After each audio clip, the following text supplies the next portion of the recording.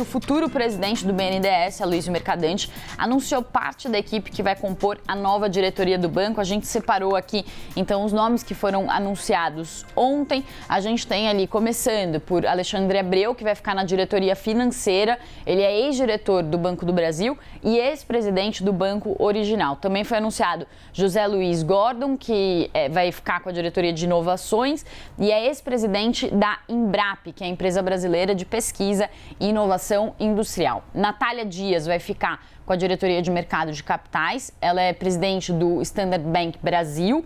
Luciana Costa, que vai ficar com economia verde, ela é presidente do Brasil, do Natixis, que é um banco francês. Teresa Campelo, que vai ficar com a área social, é ex-ministra do Desenvolvimento Social e de Combate à Fome do governo Dilma. E Nelson Barbosa completa a lista, vai ficar com o planejamento dentro do BNDES e ele é ex-ministro do Planejamento de Dilma Rousseff.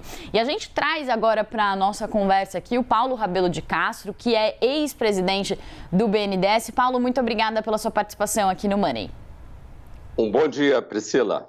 Um bom dia para todos que estão nos acompanhando a essa hora da manhã. Vamos lá, então, Paulo, a gente vai falar ainda sobre PEC, sobre perspectivas para a economia, mas a gente quis dar um destaque hoje aqui no CNN Money para como ficou essa configuração do BNDES e o que esperar daqui para frente, já que você presidiu o Banco de Fomento. Minha pergunta é, ontem Mercadante falou que vai fazer um BNDES do futuro, isso depois de já ter declarado no passado que poderia fazer mudanças, como por exemplo na TLP. Quais são as suas perspectivas? Pois bem, eu acho que do ponto de vista do BNDES, da sua função maior, que é o desenvolvimento econômico, essa vontade de trabalhar manifestada pelo Aloysio Mercadante, a quem eu desejo sucesso na sua gestão, é boa notícia. E os nomes parrudos que ele apresentou, parrudos no sentido de terem currículos anteriores bastante significativos, embora eu não conheça pessoalmente qualquer um deles, portanto falo até com razoável isenção. Faz também a gente pensar que ele não só está com todo esse entusiasmo, mas com disposição para realmente reprojetar o banco em níveis superiores aos níveis de desembolso muito franzinos, muito magros, que o banco vem apresentando nos últimos anos. E realmente atingiu os 3 dígitos de bilhão de reais de desembolso, ou seja, mais de 100 bilhões de reais de desembolso, que é o que seria plausível para uma situação das necessidades de investimento do Brasil nos dias de hoje. Estou aqui olhando no meu celular, tentando achar um gráfico que eu tinha visto, mas você vai me corrigindo se eu tiver com os dados errados. O que a gente tem de cenário? Um cenário em que no governo FHC a participação do BNDES como um percentual ali da oferta de crédito no país chegou a subir, acho que passou ali dos 20% entre FHC e início do governo Lula. Depois caiu para cerca de 15%, até um pouco abaixo do governo Dilma, e no governo Bolsonaro ficou na mínima histórica em 9%. Esse dado do 9% eu tenho certeza, os outros estou tentando lembrar aqui de cabeça. E aí alguns economistas eles dizem o seguinte, que o BNDES ele tem que tentar ir para um meio termo. Não ser o BNDES de Lula, que era um BNDES que tinha uma participação muito grande, mas também não ficar com essa participação tão baixa que tem apresentado aí no governo Bolsonaro. Qual que é a tua análise sobre isso? A minha análise é que essa análise que você acabou de fazer é meramente uma análise de elevador.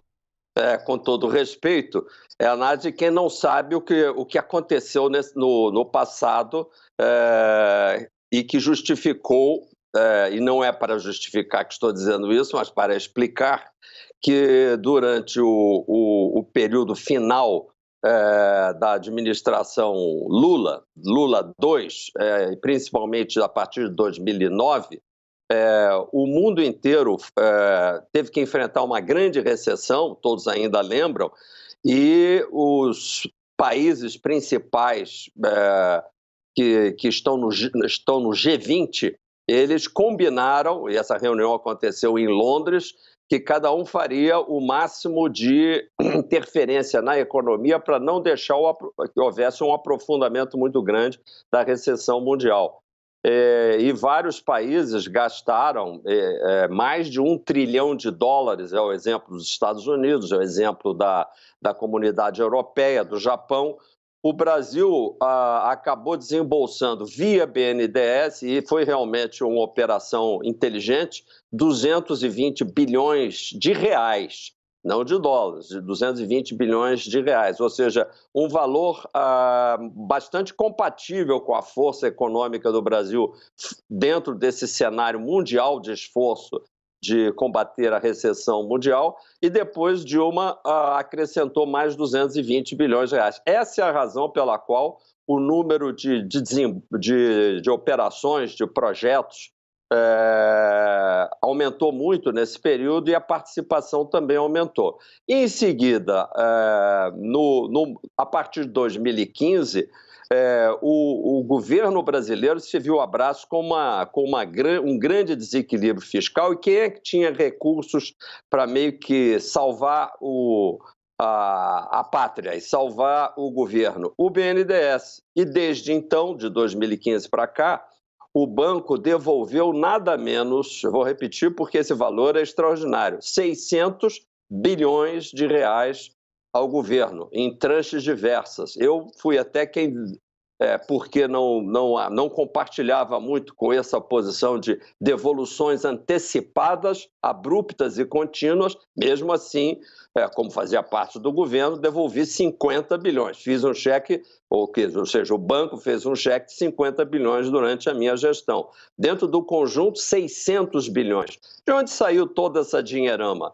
O BNDES não emite dinheiro, não printa notas de real, é porque ele é um banco altamente eficiente, diferentemente do que se diz, a grandíssima maioria dos seus mutuários, eles devolvem os recursos emprestados e, portanto, pagam pontualmente, e é por conta desse fluxo que o banco pôde ir fazendo caixa, além das vendas que foram feitas. Eu mesmo promovi pelo menos uma desmobilização de investimento importante, um desinvestimento.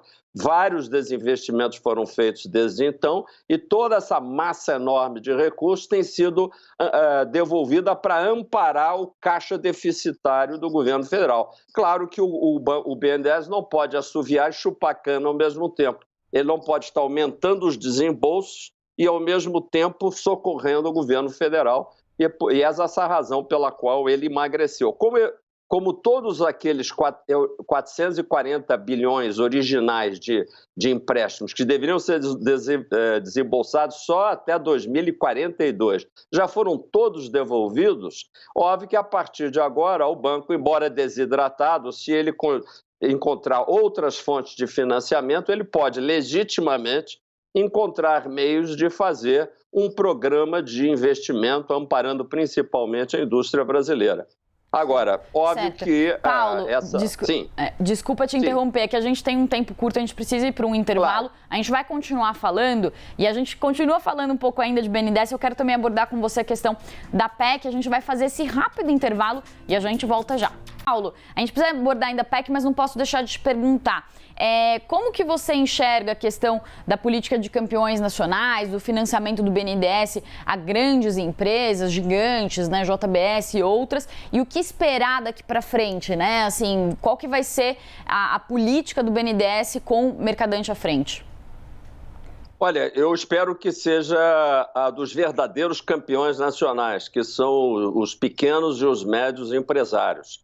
E se ele fizer isso, não vai dizer que é uma política agora mais vinculada aos ideais do PT, porque na nossa administração nós conseguimos aumentar em apenas alguns meses de cerca de 38% de participação de pequenas e médias empresas no total para 48%, 49%, chegando quase a fazer um meio a meio.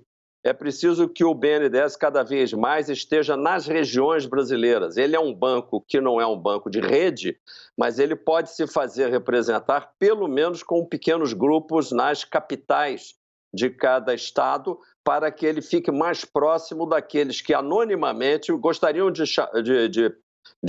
alcançar o banco e não alcançam, porque não é simplesmente entrar, como é possível entrar na página do BNDES para fazer um pedido de colaboração financeira.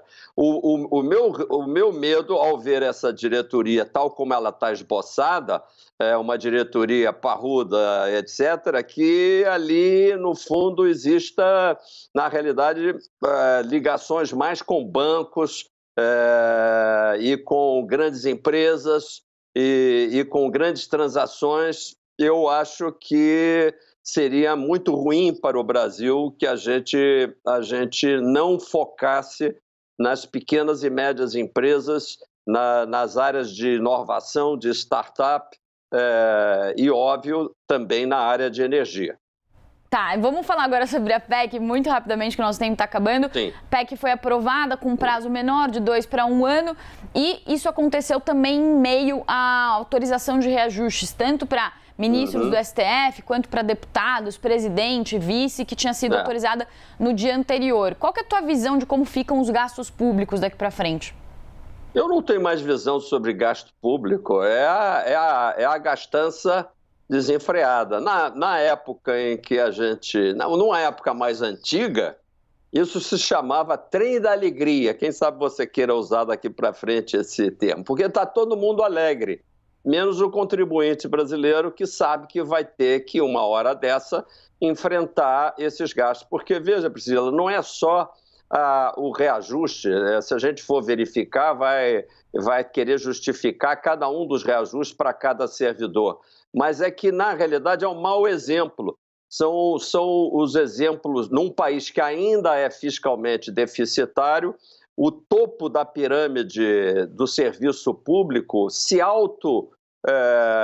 regala com reajustes extraordinariamente elevados e dá o exemplo para todos que estão embaixo também fazerem os seus, obviamente, postularem seus próprios reajustes.